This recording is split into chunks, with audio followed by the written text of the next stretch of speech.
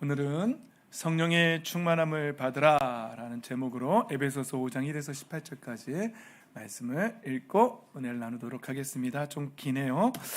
교독하도록 하겠습니다. 그러므로 여러분은 사랑을 받는 자녀답게 하나님을 본받는 사람이 되십시오.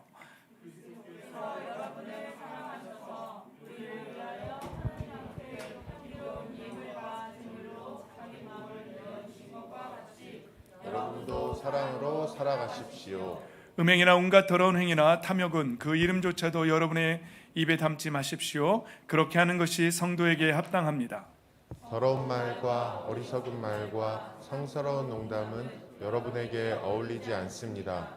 오히려 여러분은 감사에 찬 말을 하십시오. 여러분은 이것을 확실히 알아두십시오. 음행하는 자나 행실이 더러운 자나 탐욕을 부리는 자는 우상 숭배자여서 그리스도와 하나님의 나라를 상속받을 몫이 없습니다. 여러분은 아무에게도 헛된 말로 속아 넘어가지 마십시오. 이런 일 때문에 하나님의 진노가 순종하지 않는 사람들에게 내리는 것입니다. 그러므로 여러분은 그런 사람들과 짝하지 마십시오. 여러분이 전에는 어둠이었으나 지금은 주님 안에서 빛입니다. 빛의 자녀답게 사십시오. 빛의 열매는 모든 선과 의와 진실에 있습니다. 주님께서 기뻐하시는 일이 무엇인지를 분별하십시오. 여러분은 열매 없는 어둠의 일에 끼어들지 말고 오히려 그것을 폭로하십시오. 그들이 몰래 하는 일들은 말하기조차 부끄러운 것들입니다. 빛이 폭로하면 모든 것이 드러나게 됩니다. 드러나는 것은 다 빛입니다. 그러므로 잠자는 사람아 일어나라. 죽은 사람 가운데서 일어서라. 그리스도께서 너를 환히 비추어 주실 것이다 하는 말씀이 있습니다. 그러므로 여러분은 어떻게 살아가야 할지를 살피십시오. 지혜롭지 못한 사람처럼 살지 말고 지혜로운 사람답게 살아야 합니다. 세월을 아끼십시오. 때가 악합니다. 그러므로 어리석은 자가 되지 말고 주님의 뜻이 무엇인지를 깨달으십시오. 술에 취하지 마십시오. 거기에는 방탕이 따릅니다. 성령의 충만함을 받으십시오. 아멘. 할렐루야. 오늘도 예수 그리스도의 생명의 빛으로 충만하시기를, 그 빛의 풍성히 받아 누리시기를 예수님의 이름으로 축복합니다. 아멘. 예, 오늘은 성령 강림 주일입니다. 그래서 우리가 개신교가 이 주일을 성령 강림 주일로 성령이 초대교회 때 임했던 그 날을 기념해서 그날로 정하고 함께 예배하는 날입니다. 여러분, 오순절은요, 성령 강림 주일은 오순절 날 임했거든요. 오순절은 6월절로부터 50일이 된 날이 한 순이 열흘인데 다섯 번째 순, 그러니까 열흘이 다섯 번째 날 오순절 날 성령님이 임재하셨어요. 6월절은 어떤 날이죠? 6월절은 이스라엘 백성들이 애굽에서 이집트에서 포로로 살다가 400년 만에 이제 해방되던 그때에 하나님께서 마지막 재앙으로 장자의 죽음을 선포하셨는데, 그때에 어린 양을 잡아서 문설주에 문에다가 바르고 어린 양을 먹은 사람들은 그 재앙이 넘어갈 것이다, 유월할 것이다 라고 해서, 우리가 예전에 월담한다 뭐 이런 말 하잖아요. 한자니까 넘어간다, 넘어감이 있다, 유월절이라고 해서 그들은 생명을 얻고 살아나고, 그것에 어린 양의 피를 바르지 않은 사람들은 재앙을 받는, 장자의 죽음의 재앙을 받는 그러한 일들이 마지막 재앙으로 있었습니다. 그때에 정해진 절기가 유월절입니다. 그래서 우리 예수님이 언제 돌아가셨냐면 바로 유대인의 절기인 유월절 날 예수님은 돌아가셨습니다. 그래서 예수님이 그 어린 양 됨을 아주 노골적으로 하나님께서, 우리가 이해하지 못할까 봐 예수님이 그리스도이고 바로 그 어린 양이다라고 우리에게 알려주시는 것이죠. 유대인들에게 유월절은 그래서 가장 중요한 절기고요. 유월절이 우리나라에서는 1월 1일 명절이, 유대인들에게는 1월 1일이 바로 그런 명절 같은 날이 유월절이에요. 그래서 유월절로부터 날이 시작되는 거고요. 절기가 시작되고요. 그래서 거기서부터 50일 되는 날이 오순절이고, 그러니까 유월절, 예수님이 돌아가시고 오순절이 지난 다음에 성령이 임재하는 그런 날이 바로 성령 강림 주일이 되겠습니다. 여러분, 교회의 시작이 어디에 있냐면요, 교회의 시작은 바로 이 성령 강림 주일부터 시작됩니다. 예수님이 말씀하신 대로 성령 하나님이 이제 제자들에게 임하고 그때부터 교회가 본격적으로 시작되었다는 거 볼 수 있는 것이죠. 예수님의 제자들은 어땠죠? 그 오순절날 성령의 강림, 성령의 임재를 체험하기 전에는 예수님이 돌아가셨을 때 다락방 문 잠가놓고 자기들도 그렇게 죽을까 봐, 야 우리 선생님이 십자가에 못 박혀 죽으셨는데 우리라고 야 살아남겠냐, 어떡하냐, 이제 어떡하냐, 이 일을 어떡하냐 하면서 덜덜덜 떨고 있었어요. 그때 예수님이 이렇게 부활하셔서 오셔서 숨을 내쉬면서 성령을 받으라고 이렇게 말씀하셨어요. 그리고 성령이 오순절날 모인 성도들에게 열심히 기도하고 기다리고 있을 때에 각 사람의 머리 위에 성령이 불같이 임재하셨고, 그날부터 예수님의 제자들은 이제는 목숨까지도 두려워하지 않고 죽이려면 죽여라, 나는 예수 그리스도의 부활을 증거하지 않을 수 없다, 이렇게 하면서 정말 사도 요한을 제외한 모든 예수님의 제자들은 다 순교하셨어요. 왜냐하면 그것이 진실이라는 것을 말해 주어야 하기 때문에 그렇게 죽었어요. 많은 사람들이 그런 거짓말을 했거든요. 제자들이 예수님의 시신을 숨겨놓고 도둑질해놓고, 도둑설이라 그러거든요. 도둑질해놓고 부활했다고 거짓말하는 거야 라고 말하는 사람들이 있었어요. 그러나 여러분, 정말 어떤 사람이 거짓말을 할 때 자기의 목숨까지도 내어놓고, 그리고 그때 부활을 받던 모든 사람들이, 대부분의 사람들이 순교했거든요. 그렇게까지 동시에 그렇게 예수님의 부활을 증거할 수 있을까요? 이건 불가능한 일이에요. 정말로 보았기 때문에, 그리고 성령이 그들에게 임재하셨기 때문에, 그들 안에 성령이 계시기 때문에 그와 같은 일이 가능한 줄 믿습니다. 아멘.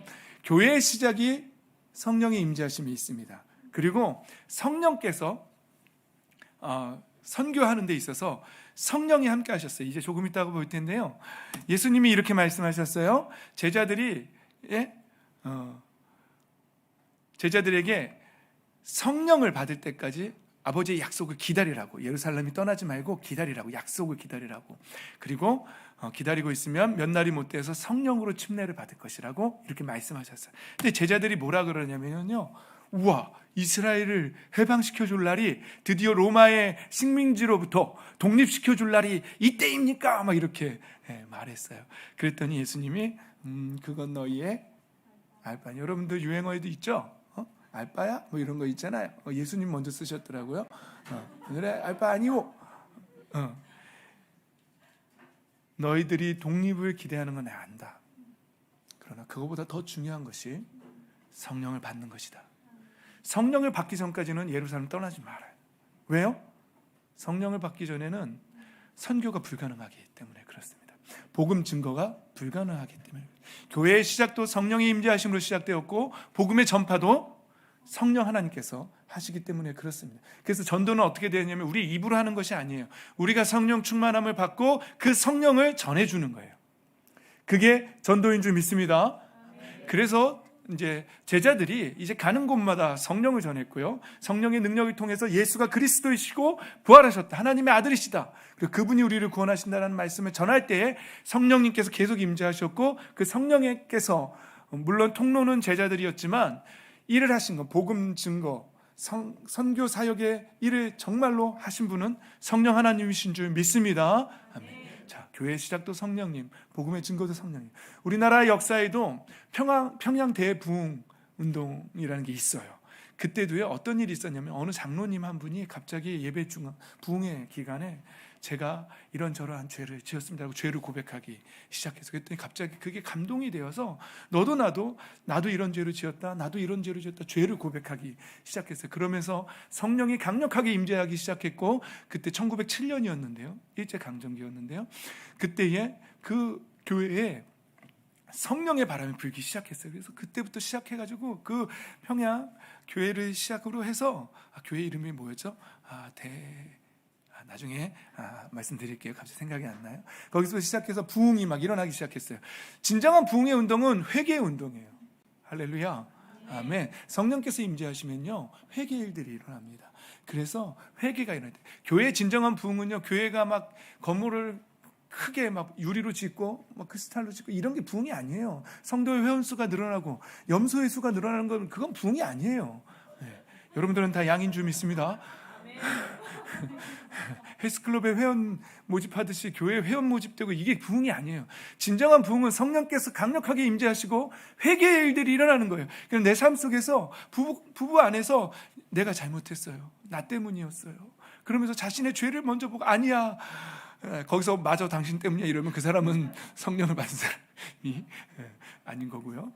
진정한 성령의 부흥의 일은 회개의 일들이 일어나는 것이죠. 여러분 이제 땅 끝까지 이르러 내 증인이 된다. 그러니까 이 복음 사역의 마지막까지 땅 끝까지 복음이 증거되는 일에도 누가 하신다? 성령께서 하신다는 얘기죠. 그러니까 교회의 시작도 성령이요, 선교 사역도 성령님께서 하시고 이 복음 사역의 마지막까지도 성령님께서 다 하신다는 것이죠.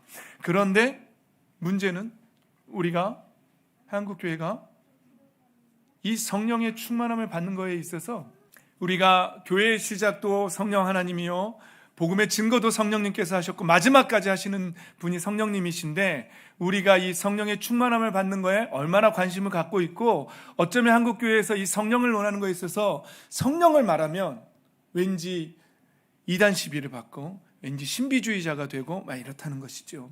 여러분 교회 안에서 성령의 역사하심, 성령의 임재하심, 성령의 능력, 성령 하나님과 동행하심이 빠진다면 그 교회는요 어쩌면 이름만 남아있는 허울뿐인 교회가 될 수도 있다는 것이죠. 회원 모집만 하는 그런 교회만 될 수도 있다는 것이죠. 저와 여러분은 삼위일체 되시는 성령 하나님, 하나님의 영이시고 아들의 영이시며 거룩하고 진리의 영이신 성령 하나님께 우리는 온 마음을 다해서 그 성령 충만함을 받는 데에 관심을 가지고 기도하고 찾고 두드려야 될 줄 믿습니다. 아멘. 여러분 이 사도행전 1장 말씀을 한 번만 더 볼까요? 예수님의 제자들이요 생각을 이렇게 하는 거예요. 이스라엘의 회복. 그러니까 예수님이 그거 그거 아니야.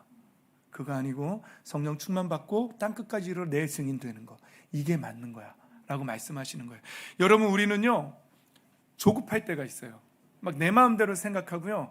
이게 성령 충만, 이거, 교회, 이거 복 받는 거, 이런 거, 뭐 이렇게 내 마음대로 생각할 수가 있어요. 그러나 예수님께서는 우리에게 이렇게 말씀해요. No. 그게 진짜 신앙이 아니야. No, 그거 아니야. 성령을 받고 땅 끝까지 이르러 내 증인된 삶을 사는 것, 이것이 진짜야라고 말씀하시는 것이죠.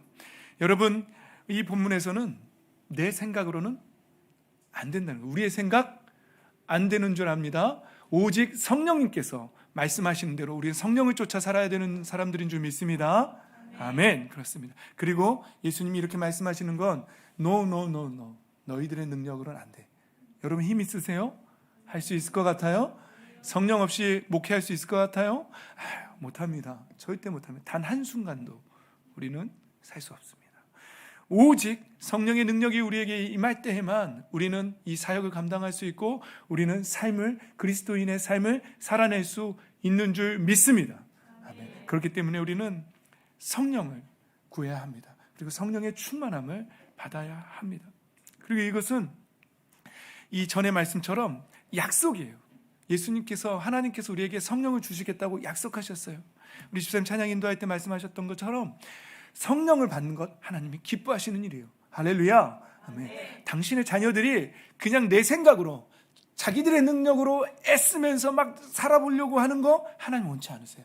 하나님의 자녀들은요 내 힘으로 사는 것이 아니라 성령의 능력으로, 성령의 충만하신 가운데 성령께서, 카운셀러 되시는 성령께서 주시는 마음으로, 주시는 생각으로 그분을 따라 살아가기를 원하시는 줄 믿습니다. 아멘. 저와 여러분 그래서 성령을 쫓아 살아가야 한다는 것이죠. 그래서 우리 예수님도 사역하실 때 이렇게 하신 거예요. 누가복음 11장에 보면 구하여라, 찾아라, 제발 좀 찾아라, 문을 두드려라, 이런 거죠. 그러면서 그렇게 말씀하신 이유는 쭉 넘어가서 구하는 사람에게 성령을 주시지 않겠느냐라고 말씀. 왜요?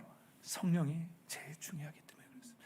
하나님의 자녀들이 이 땅을 살아가는 데 있어서 또 자신의 삶을 크리스찬답게, 그리스도인답게 살아감에 있어서도, 또한 복음을 증거하는 증인된 삶을 살아가는 데 있어서도 그 무엇보다도 성령 하나님의 임재하심이 있어야 하기 때문에 예수님이 이렇게 말씀하신 줄 믿습니다. 아멘. 그런 거예요. 여러분, 그래서 우리는요 날마다 기도할 때요, 하나님 이거 주세요, 저거 주세요. 순서가 잘못된 거예요. 먼저 우리는 기도의 중심에는 뭐가 있느냐면 성령을 주시옵소서. 아버지의 영으로 충만하게 하옵소서. 성령 하나님이 나를 다스리고 통치하게 하여 주시옵소서. 내 타락한 본성이 나를 지배하는 것이 아니라, 내 생각이, 나의 개똥철학이 나의 삶을 지배하는 것이 아니라, 오직 성령 하나님이 내 생각을 지배하고 나를 이끌고 가게 하여 주시옵소서. 성령의 통참을 받게 하여 주시옵소서라고 그렇게 기도하는 것이, 그 기도가 우리의 기도의 삶의 중심이 되어야 할 줄 믿습니다. 네. 여러분, 우리는 날마다 그렇게 기도해야 되고요. 그래서 말씀 읽어야 하고요. 그래서 성경 읽어야 하고, 그래서 기도해야 하는 거예요. 그 삶을 게을리하고 내 힘으로 크리스찬으로 살아간다? 내 힘으로 믿음의 사람으로 살아간다? 불가능합니다. 불가능합니다. 여러분, 구원은 은혜입니다. 예수님을 믿고 회개하기만 하면 구원은 하나님께서 다 해주세요. 왜냐하면 나를 보는 게 아니라, 우리 채환이 하나님이 보실 때 뭘 보신다 그랬죠? 우리 마음에 발라져 있는 예수님의 피. 그렇죠. 우리 채환이가 배웠죠? 예수님의 피를 보시는 거예요. 그래서 우리의 삶, 우리의 죄악을 보시는 게 아니라 우리 안에 발라져 있는 예수님의 피를 보시기 때문에 우리를 죄 없다 하시는 거고 구원해 주시는 거예요. 그건 은혜예요.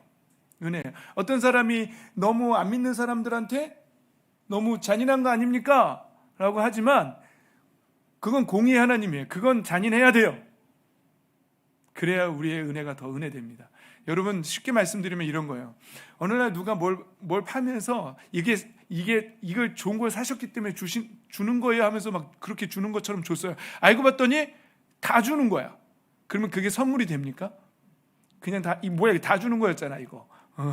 제가 얼마 전에 핸드폰을 바꿨는데 이 인터넷 TV랑 이거 하면 70만 원을 주겠대요. 그래가지고 그 70만 원으로 저희 아내와 제가 핸드폰 값 A 시리즈로 좀 저렴한 걸 했거든요. 근데 가만히 곰곰이 생각하는데, 가만히 있어봐. 핸드폰 안 사고 인터넷만 바꿔도 요즘 70만 원이 아니라 100만 원도 주던데 내가 지금 뭐 한 거지? 이런 생각이 드는 거죠. 그래서 선물 받은 것 같지가 않아요. 다 주는 건데, 인터넷만 바꾸면 다 주는 건데 마치 핸드폰을 사서 주는 것인 양, 이렇게 해서 지금 3년 동안 이제 약정이 돼가지고 제가 이제 이런 거죠. 여러분, 우리의 구원이 하나님이요, 회개하고 돌아온 당신의 자녀들에게는 엄청 편파적이세요. 편애하세요. 엄청 은혜를 부어주세요. 그러나 불순종한 자녀들에게는 은혜 없습니다. 오직 공정한 심판만이 그들을 기다리고 있습니다. 그러니까 그 부분에 있어서 그래야지만 우리가 받은 은혜가 된다는 사실입니다. 할렐루야, 아멘. 그런 거죠.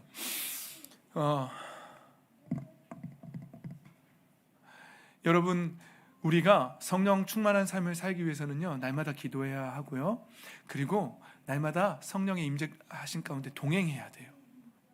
여러분, 우리가 지난주에 사무엘이 항상 어디서 잤다고 우리가 매일 성경 큐티에 나왔죠? 사무엘은요, 날마다 언약궤가 있는 그 성전 안에서 잤다라고 사무엘상에 그렇게 나와 있어요.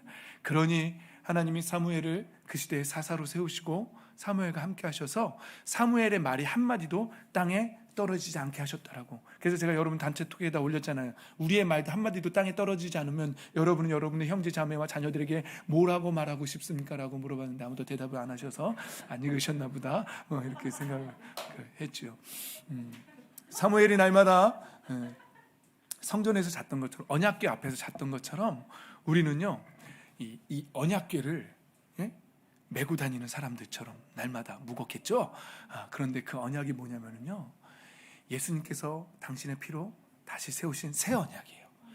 마음의 문을 열고 나를 믿기만 하면 하나님의 자녀가 되는 법적인 권세를 주겠다고 약속하신 이 약속, 새 언약, 이 피의 언약을 날마다 가지고 메고 다니는 거예요. 그 앞에서 자는 거예요. 집에서 잠을 잘 때도 비록 집에서 자고 있지만 마치 하나님의 언약궤 앞에서 잠을 자고 있는 것처럼 주무시면 됩니다.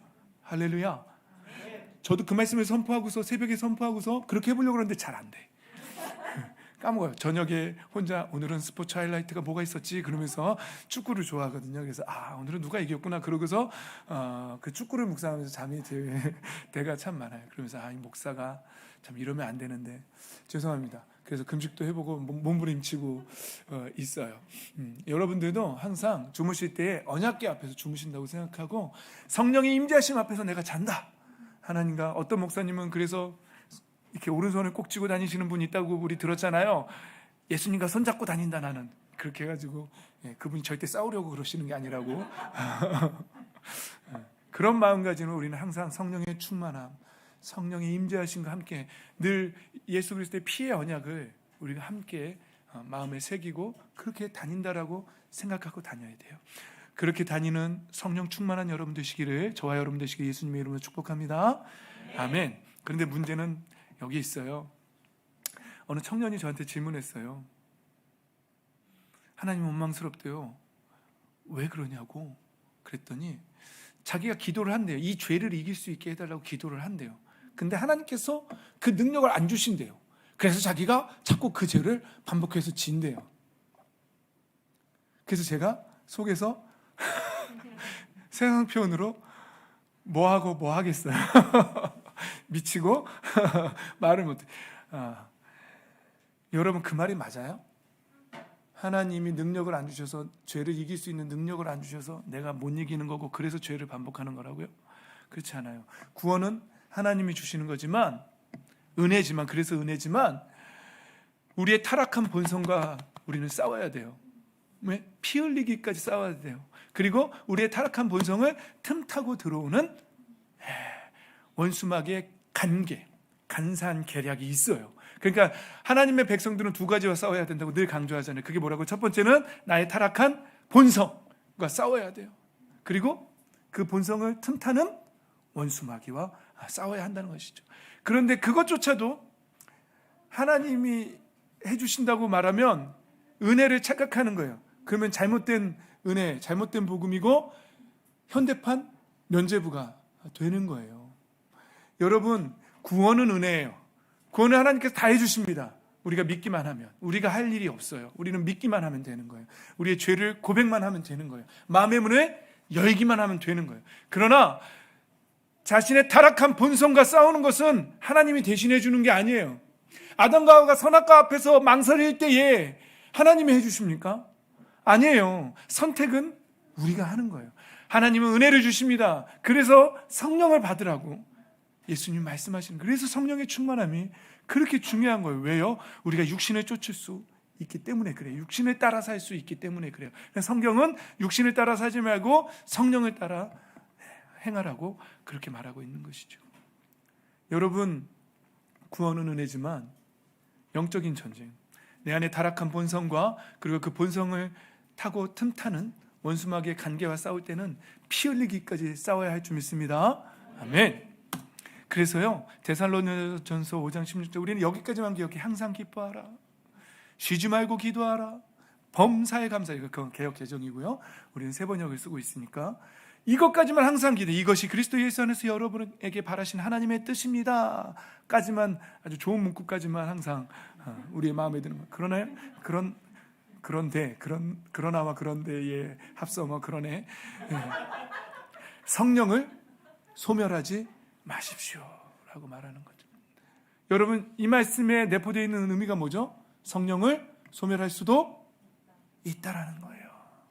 여러분, 스벤님이라는 단어인데 이게 우리가 어렸을 때 우리 불장난하고 불을 딱 끄잖아요. 물을 부어서 끄고 뭐 그러잖아요. 물론 물로 안 껐지만 물을 부어서 끈단 말이죠. 그게 스벤님이라는 단어예요. 성령의 물을 이렇게 싹 부어서 소멸시키는 거예요. 이게 소멸되다라는 뜻이에요. 불을 끄는 것.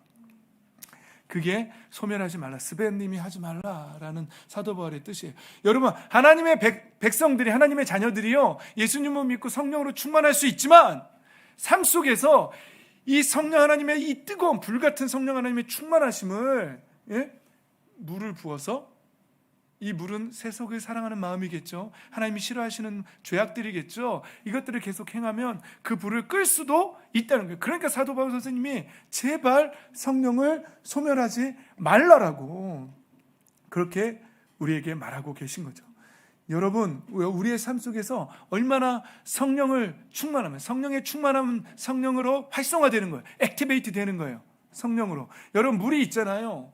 물을 끓이면 물은 가만히 두면 그냥 가만히 있어요. 그러나 거기다 불을 떼기 시작하면 물이 어떻게 되죠? 액티베이트 되는 거예요. 활성화되는 거예요. 그러면서 부글부글 끓기 시작하고 기체가 막 일어나기 시작해요. 그러면서 그 기체가 얼마나 강력한지 엄청난 기차도 증기기관차 예전에 지금은 전기로 가겠지만 증기로 이렇게 기차까지도 움직일 수 있는 강력한 힘이 되는 거예요. 그게 액티베이트 하는 거예요. 활성화시키는 거예요.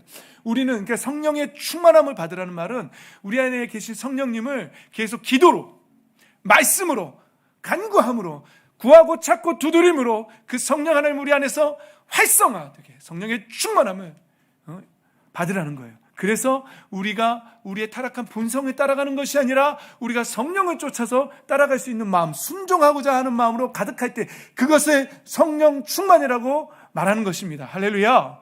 아멘. 여러분, 한국교회가요, 문제가 뭐냐면은요, 예전에 저 오순절파에서, 순복음파에서 성령 충만하면 성령 받은 사람의 증거가 뭐냐면 방언하는 거라고 그렇게 말했어요. 그래서 방언 못하면 성령 못 받은 거라고 그랬어요. 방언하시는 분, 방언 못하시는 분, 그럼 여러분은 그 사람들의 주장에 의하면 성령으로 거듭나지 못하는, 그 말이 맞아요? 아니에요. 틀렸어요. 그렇지 않아요. 그리고요, 방언도 잘하셔야 돼요. 성경에 말하는 방언은요, 두 가지가 있어요. 오순절날 성령이 임할 때 그 성령의 임재하심의 증거로 드러난 게 방언이긴 해요. 그래서 근데 그때 오순절에 임했던 방언은요, 다른 나라의 말로 한 거고 그 사람들이 와서 들었을 때 알아들었어요. 그런데요, 고린도 교회에서 하던 방언이 있어요. 고린도 교회는요, 사도 바울 선생님한테 누군가 와서 고린도 교회 이런 문제가 생겼습니다라고 말했을 때 사도 바울 선생님이 고린도 전서를 먼저 기록했어요. 너희 안에 파당이 나눠졌다고 하니 이거는 성도에게 마땅하지 않다. 너희들은 육신에 속한 자들이다. 그러면서 막 그러지 마라. 그리고 성찬 똑바로 해라. 막 이러면서 한 게 고린도 전서예요. 거기에 뭐라고 하냐면 너희들 방언이 좀 이상하다. 너희들 방언이 좀 잘못된 것 같다. 시끄럽다고 한다. 안 믿는 사람들 와서 그렇게 방언하는 거 보면 미쳤다 그러지 않겠냐. 그러니까 순서를 정하고 질서 있게 해라. 꼭 통역하는 사람과 함께 해라. 라고 그렇게 써준 게 고린도 전서에 그 내용들이 있는 거예요. 여러분, 그러니까 고린도 교회 방언은 뭐예요? 교회를 어지럽히고 굉장히 시끄럽게 하고, 그리고 그들에게 인격적인 성장은, 성품의 변화는 없는 그런 방언 기도였단 말이에요. 만약에 우리가 방언이랍시고 하면서 막 새벽에 방언 막 하면서 옆 사람 기도 방해하고, 그리고 방언은 막 하는데 그 사람 삶 속에서 성품의 변화는 없어요. 고린도 교회 방언 확률이 굉장히 높습니다. 정말 하나님 성령님께서 주시는 방언이라면 절제할 수 있어야 돼요. 그리고 남에게 방해되지 않아야 돼요. 그리고 하나님과 1대1로 할 수 있어야 돼요. 그리고 다른 사람이 들었을 때, 외국 사람이 들었을 때 알 수도 있어야 해요. 그러나 제가 방언을 금하지는 않습니다. 하십시오. 어느 종교개혁자들은 초대교회 이후로 방언이 그쳤다라고 말하지만, 저는 칼빈이라는 유명한 사람, 쯔빙글리, 칼빈 다 그렇게 말했어요. 방언 그쳤다고. 그러나 저는 칼빈의 할아버지가 와서 방언이 그쳤다고 말해도 그거 인정하지 않아요. 왜 성령의 임재하심을, 성령의 역사하심을 그들이 가로막습니까? 지금도 초대교회 때도 오순절에 방언이 있었고, 초대교회 때도 잘못된 고린도의 방언이 있었던 것처럼 지금 이 시대에도 성령께서 임재하시면 지금 이 시대에도 오순절의 방언이 있을 수 있고, 또 잘못된 고린도 교회의 방언이 있을 수도 있는 줄 믿습니다. 그래서 우리는 그것으로 또 성령의 충만함을 기준으로 삼아서는 안 된다는 말씀을 하면서 약간 그 부분을 말씀드린 거예요. 여러분, 성령의 충만함을 받으면 방언이 나오는 게 아니라 성령의 충만함을 받으면 삶이 변하게 되어 있어요. 성령의 충만함을 받으면 우리 언어가 변하게 되어 있어요. 우리가 오늘 본문에 보면은요, 이렇게 말씀합니다. 자녀답게 사십시오. 사랑으로 살아가십시오. 음행, 온갖 더러운 행위, 탐욕 입에 담지 마십시오. 섬동에게 합당하게 살아가십시오. 더러운 말, 어리석은 말, 상스러운 농담, 그런 말 어울리지 않습니다. 감사의 참말을 하십시오. 음행하는 자, 더러운 자, 탐욕, 우상 숭배자들이어서 하나님 나라에 상속받을 수 없습니다. 여러분, 지금은 주님 안에서 여러분 빛입니다. 빛의 자녀답게 사십시오. 이렇게 계속 말하죠. 어둠의 일에 끼어들지 말고 오히려 폭로하십시오. 그리고 계속 빛의 자녀답게 사십시오라고 말하면서 마지막에 술 취하지 마십시오. 거기에는 방탕이 따릅니다. 성령의 충만함을 받으십시오. 이 모든 삶이 가능할 수 있는 것은 오직 성령의 충만함을 받을 때만 그렇게 살 수 있다라고 말하는 것입니다. 여러분, 성령의 충만함을 받으면은요, 우리가요 죄를 멀리할 수 있고요, 그리고 하나님의 사람으로 변화될 수 있는 거예요. 그리고 우리의 성품에 변화가 오는 거예요. 방언 받아서 새벽기도 잘해서 성령 충만한 게 아니에요. 만약에 그렇게 하는데도 삶 속에서 진정한 성품의 변화가 일어나지 않는다, 하나님의 형상을 되찾아가지 않는다, 성령 충만 다시 한번 생각해 보셔야 합니다. 아닐 수 있어요. 잘못된 고린도 교회 방언을 하고 있을 수도 있다는 거죠.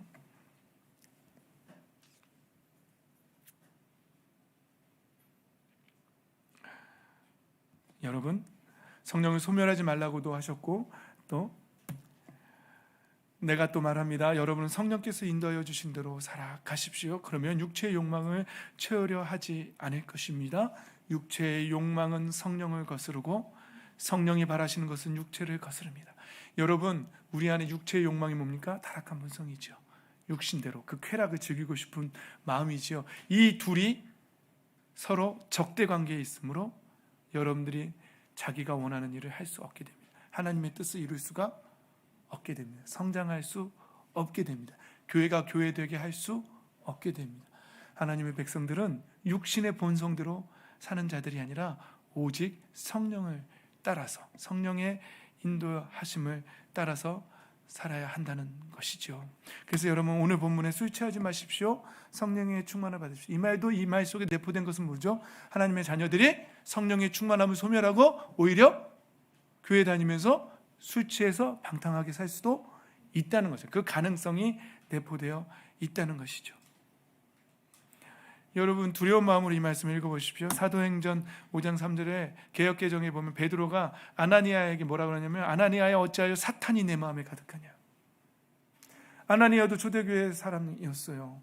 같이 바나바가 밭을 빨아서 다 바쳤을 때 아나니아와 삽비라도 부러웠어요. 그 존경 받고 싶었어요. 그런데 밭에 다 팔아 바뀌기가 조금 아까웠어요. 그래서 절반만 바쳤어요. 근데 그 고뇌가 깊었나 봐요. 다 바칠까? 반만 바칠까? 안 바칠까? 뭐 이런 과정 속에서 아마 마개가 틈탔던 것 같아요. 그래서 베드로가 아나니아에게 왜 사탄이 내 마음에 가득하냐라고 그렇게 말했어요. 여러분, 우리가 보는 세번역에는 마음이 사탄에게 홀렸냐, 왜 홀렸냐라고 그렇게 표현하고 있습니다.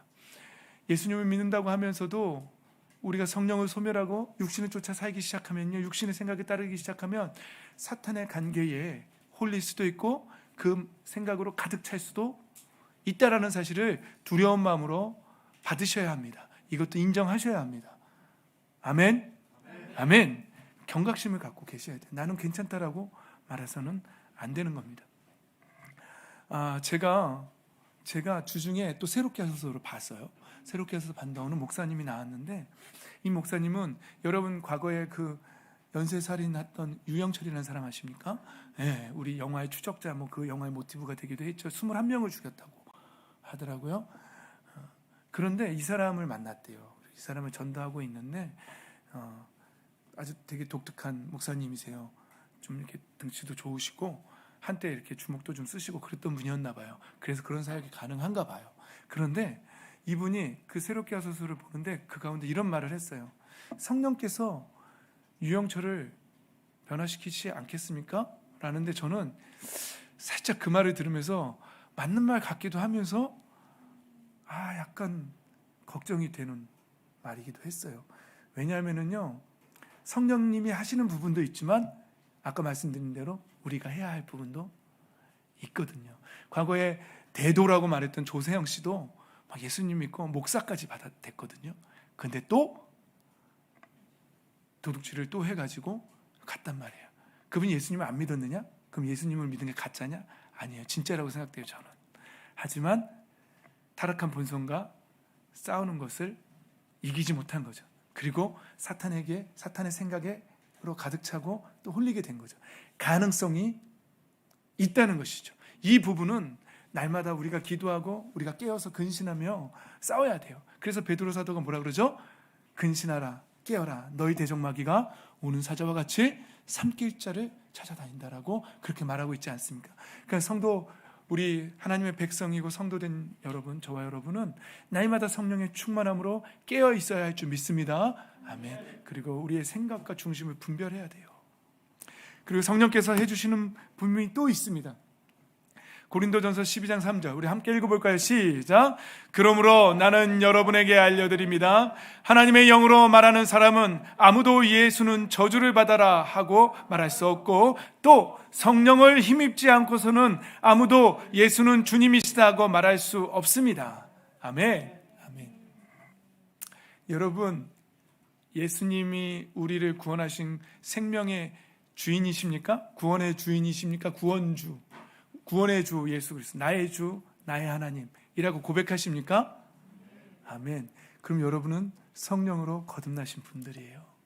그러나 성령을 힘입지 않고는 아무로 예수님을 나의 주님이라고 고백할 수가 없다라고 말하는 거예요. 만약에 이 자리에 계신 여러분들 가운데 나는 아직 예수님이 나의 주인이라고 고백할 수 없는데, 여전히 내 인생의 주인은 난데, 내가 하고 싶은 대로 살 건데, 나 교회 나오는 이유는 잠시 하나님을 통해서 이 땅에서 좀 잘 먹고 잘 사는 일에 보탬이 되고자 나오는 건데 라고 말하신다면, 여러분들은 교인입니다. 교회 회원, 하나님의 성도, 하나님의 자녀, 그리스도의 사람, 그리스도인, 성령으로 거듭난 사람, 누구든지 그리스도의 영이 없으면 그리스도의 사람이 아니라라고 사도 바울 선생님 못 박으셨습니다. 죄송하지만 아직 예수 그리스도를 나의 주라고 고백하지 못한다면 여러분은 거듭난 사람 아닙니다. 다시 태어난 사람이 아니고 성령의 사람이 아니고 또 하나님의 나라를 상속받을 수도 없고, 여러분들은, 그런 분은 천국에 못 갑니다. 죄송합니다. 아무리 교회 백날 나와도 안 됩니다. 어머니가 교회 잘 다녀도 안 됩니다. 예. 꼭 예수 그리스도를 나의 주라고 고백하셔야 합니다. 여러분, 그래서 그런 분들은 육에 속한 사람이어서 하나님의 성령의 의들을 받지 아니하고 오히려 그에게 어리석게 보인다고. 지금 오상순 목사가 계속해서 성령으로 거듭나라고 말하는 게 어리석은 말로 들릴 뿐이고, 내 세상에 즐길 일이 엄청 많은데 내가 왜 여기서 일해야 돼? 이렇게, 그것이 교회에 나와서 사람들이 예배하고 찬양하는 모습이 어리석어 보일 수밖에 없다는 것이죠. 그리고 성령의 일들을 알 수도 없다라고 그렇게 말합니다. 그러나 반대로 하나님의 은혜 가운데서 거듭나고 싶으십니까? 하나님의 자녀가 되고 싶으십니까? 그것도 너무너무 쉽습니다. 오늘 저녁에 집에 가서 꼭 해보십시오. 하나님, 내 마음의 문을 엽니다. 성령님, 내 안에 들어와 주세요. 예수님, 내 마음에 들어와 주세요. 그리고 내 마음에 예수님의 피를 발라주세요. 우리 최유리 최원이도 주중에 했죠. 목사님 따라서. 우리 이제 성령, 예수님이 주인 되셨죠? 아직 모르겠어요. 좀 더 같이 목사님하고 살아봐요. 여러분, 구원이 그렇게 어렵지 않습니다. 회개하면 됩니다. 그럼 마음의 문을 열고 성령님 내 안에 들어와 주세요라고만 고백하면 됩니다. 그리고 내가 하나님 앞에 죄인이라는 사실만 고백하면 됩니다. 그러면 쉽습니다. 반대로 구원 너무너무 어렵습니다. 그렇게 하지 않으면 아무리 100만 금을 헌금을 하고 착한 일에 100만 번 하고 아무리 선하게 살아도 하나님의 영이 그 안에 들어가지 않으면, 예수 그리스도의 십자가의 보혈이, 피가 그 안에 발라지지 않으면, 그 문에 유월절에 어린 양의 피가 그 문설주에 발라졌던 것처럼 여러분들의 마음의 문에 예수 그리스도의 보혈이 발라지지 않으면 절대로 하나님의 나라에 들어갈 수가 없습니다. 사랑하는 성도 여러분, 이제 말씀을 마무리하겠습니다. 우리는 성령을 쫓아 살아야 합니다. 교회의 시작도 성령님이요, 선교의 모든 일도 성령님이요, 복음의 마무리도 성령님께서 하십니다. 우리가 복음을 전할 때도 성령의 충만함이 있어야 합니다. 우리는 성령님을 전해주는 사람들이지 우리의 말의 기술로 복음을 전하는 사람들이 아닙니다. 내가 성령으로 충만하고 그리고 예수 그리스도의 복음을 증거해 줄 때 그들이 복음을 받을 줄 믿습니다. 그러나 우리는 동시에 성령을 소멸할 수 있는 가능성을 갖고 있는 사람들입니다. 그리고 성령의 충만함이 아니라 마귀의 생각으로 홀려서 그것으로 충만하게 살 수도 있는 사람이라는 사실을 명심하십시오. 우리는 여전히 타락한 본성과 그 본성을 틈타는 원수 마귀의 관계와 싸워야 하는 존재입니다. 피 흘리기까지 싸워야 한다라고 성경은 말하고 있습니다. 예수님도 그것이 너무나도 중요하기 때문에 구하고 찾고 두드리라고 하셨고 아버지께서 반드시 성령을 주실 거라고 말씀하셨습니다. 나라의 독립보다도 아니야 너희 생각, 너희 방법, 너희의 힘 안 돼.